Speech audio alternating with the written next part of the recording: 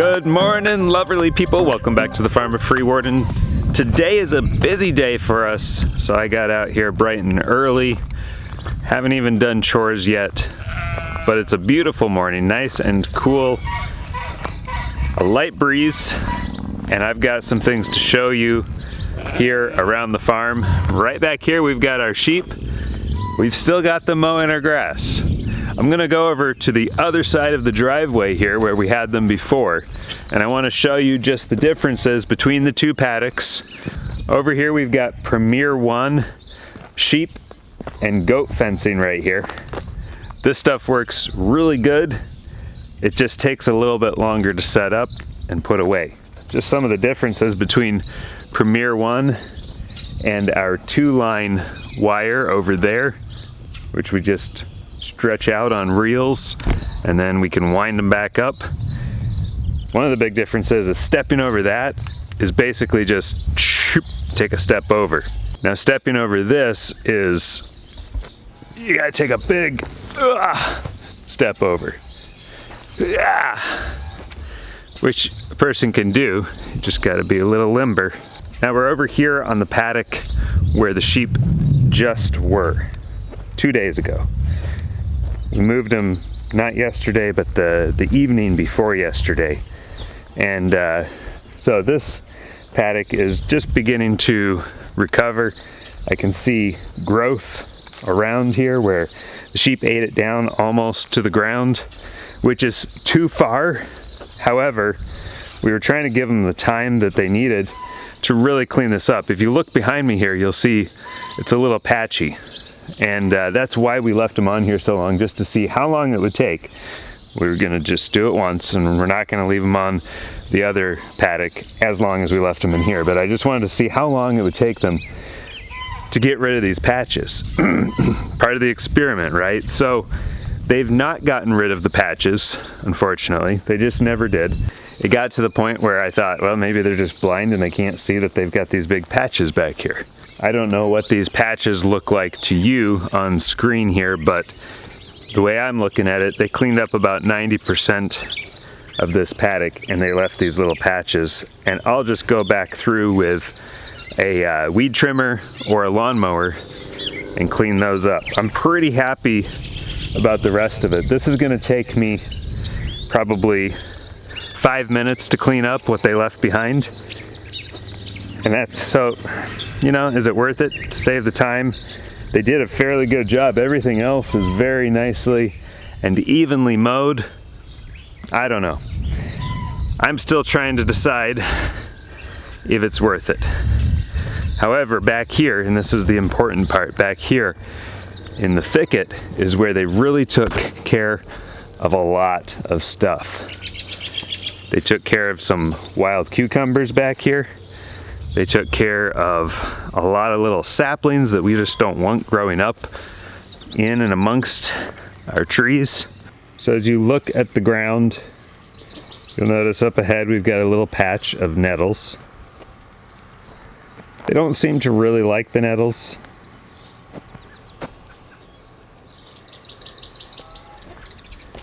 But the rest of the ground is pretty clean. So just on the other side of the thicket here, you'll notice they've left a patch of grass, a few patches of grass actually back here, which is not a big deal. I don't mind these patches on this side. I kind of mind them on the other side because that's our yard. So looking down the driveway back towards the gate, that's where we've got our 2-line poly rope fence started down that way. And it just comes down this way. And what we've done is we've set up these Gallagher pigtail fence posts. We got the little pigtail up here at the top. And we've used one of our Premier1 step-in posts to brace that as a corner post. And that's been working pretty good. As long as it doesn't get a lot of pressure put on it, it'll just stay right in the ground and hold that wire up fairly straight. So that's actually worked out really good. I picked up that tip from Greg Judy. I think one of his interns came up with that, and it works for them, and it indeed works for us. So now looking at it from the other side here, They've eaten the grass down quite a bit. You can tell just by looking on the other side of this fence. And this is where they've eaten. Now if we turn it around, you'll notice there's still some patches and some tall grass back here. But all of our sheep are contentedly lying about. They're chewing their cud and just enjoying being sheep. Let's see if I can walk by this guy without spooking him. Yeah, see. All right, so we're down here on the other end, and I've got this last corner post that once we make this turn in our fence here to come down this way, we meet back up with our timeless fence system fence, our high tensile. The nice thing about this high tensile fence is you can just hang your reel right on it. This is super handy, and these Tailgate reels, these 3-to-1 reels, are amazing. They work out really good. Just wrap your poly rope around there a couple of times around the hook, hang the hook right there on your high tensile fence wire, and you get your charge back to your fence. Don't even have to do anything else. No jumper cables, no fancy whatever, just boop, and you're done. Hang it on there. So this right here is the pinnacle. It is the apex in rotational mob grazing, in rotational paddock grazing. It's your timeless fence system, high tensile. You've got your Tailgate 3-to-1 ratio reel, which, man, so slick. Love these things. Set your fence up, you're ready to go. These never corrode, they never rot, they never rust, they never, I mean, something falls on them, they bend over instead of breaking or snapping your wire. It's just wonderful. It's a dream, it's amazing. It's a pleasure to work with. You know, I tried doing this whole rotational thing before without this sort of system in place, and it was such a pain in the butt, you know. It almost made me give up. So then after going to Greg Judy's grazing school down there in Missouri last year, I saw this and it all clicked, it came together, and I thought, boy, that's actually it. We've got a 2-line wire here. Greg Judy uses a 1-line.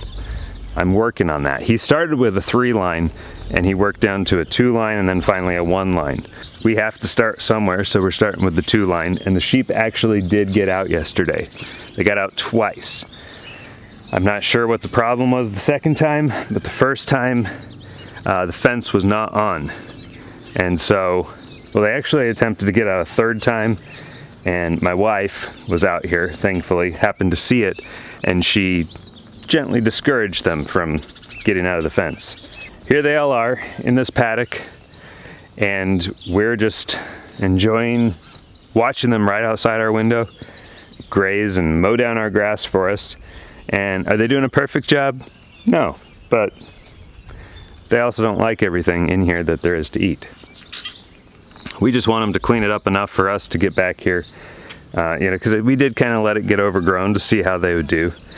I think that in future iterations, if we let them kind of mob graze this, then in a few hours to a day, they'll have eaten everything that they can, that they want to, and we'll move them on. Now this is interesting. This is not something I've normally seen with our sheep.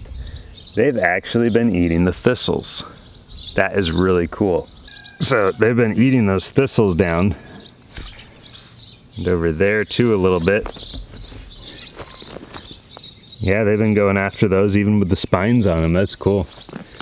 Those won't harm the sheep whatsoever. They can eat them. It's just a matter of them learning to adjust their palate and adapt to include those in what they'll eat.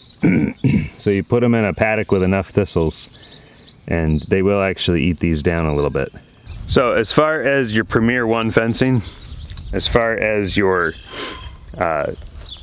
polybraid fence, you know, your 3, 2, or 1 wire fence for temporary paddocks, which do I like better?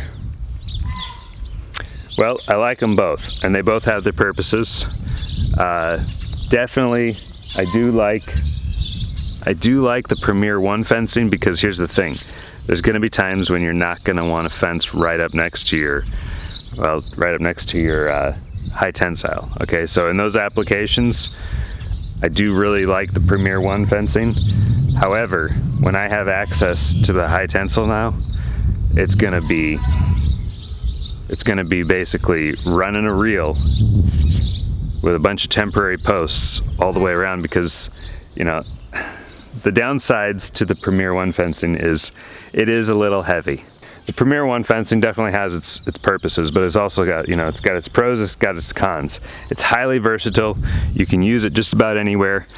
You can use it on hilly terrain. You can use it away from your fence, away from your perimeter fence. So if you don't have a way to jump from your fence to that, you've got these solar powered energizers that just go right in the ground, hook up to the fence, and those are awesome. However, if I'm right next to the timeless high tensile fence, I'll be using these temporary step-in posts. I'll be using those Gallagher pigtail step-in posts for corners, and I'll be reeling out my Polybraid. And the reason for that is way lighter, so it's going to save your back a little bit. Basically, you just carry a handful of posts around, drop them in every, 12-15 feet. So it's as simple as tying onto your fence down here.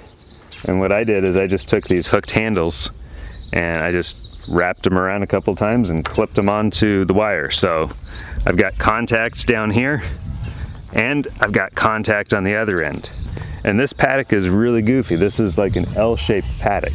Okay, so we have 1, 2, 3, 4 corners before we hook back up to our fence, which is our 5th and our 6th corner, but I don't really count them because we didn't have to build those as corners. So that's why we made the L shape as we were going around the house here. So I'll show you this real quick. Here's our corner.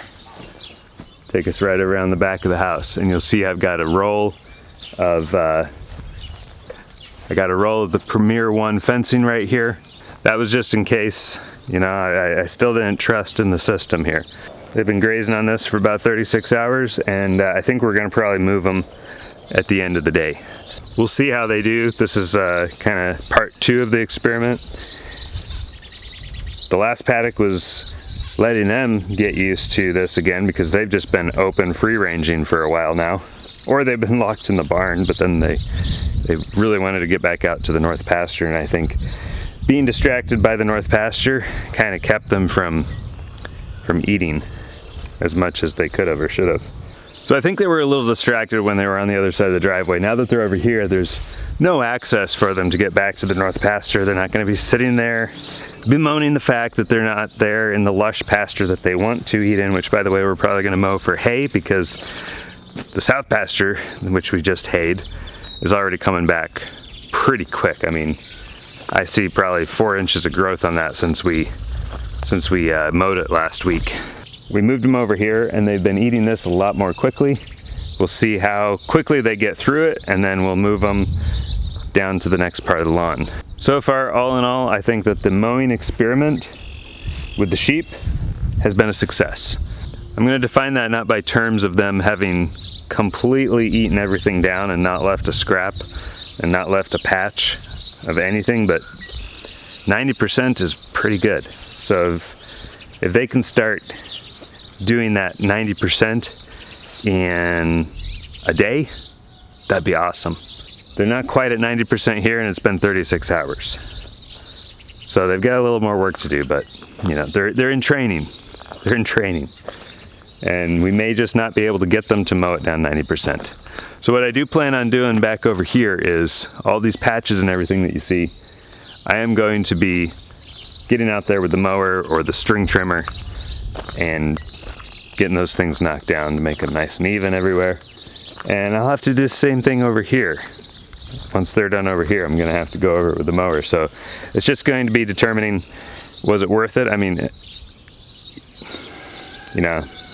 with a zero-turn mower, I think it'll be worth it. It'll be pretty quick and easy to go over those spots. With a string trimmer, string trimmer is not as fast as a lawnmower, but it's necessary, especially to get up around the edges here, which they haven't really touched that. I'm surprised. They have not gotten right up close to the the retaining wall on our pebble garden over there, whatever that thing is.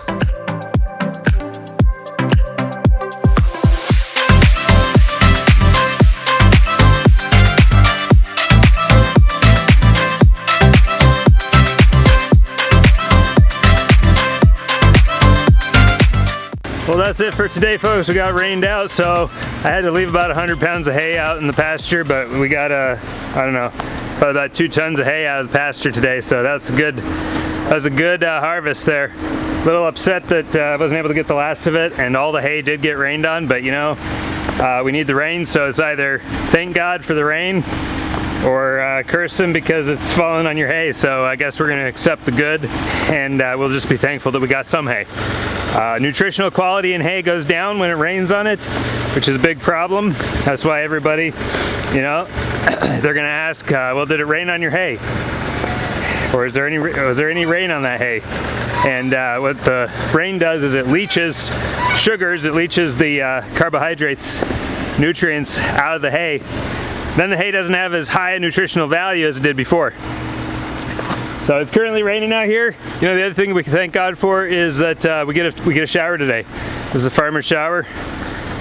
When you're out here doing this kind of stuff, we don't have a lot of time to shower, so a lot of times we're working until dark, and we're back up and at it again early in the morning, and there's just not a lot of time to get wet, you know. But these are those rare times where we can just kind of get soaked all the way through, washes our body and our clothes at the same time. Would have liked to have gotten that hay out before the rain came. You know, the rain could have waited just a little bit longer, but it is what it is, and the Lord knows best, so we're gonna thank Jesus Christ for that. Without further ado, y'all take care, stay safe, hug somebody, God bless. Everything is going to be okay. Peace.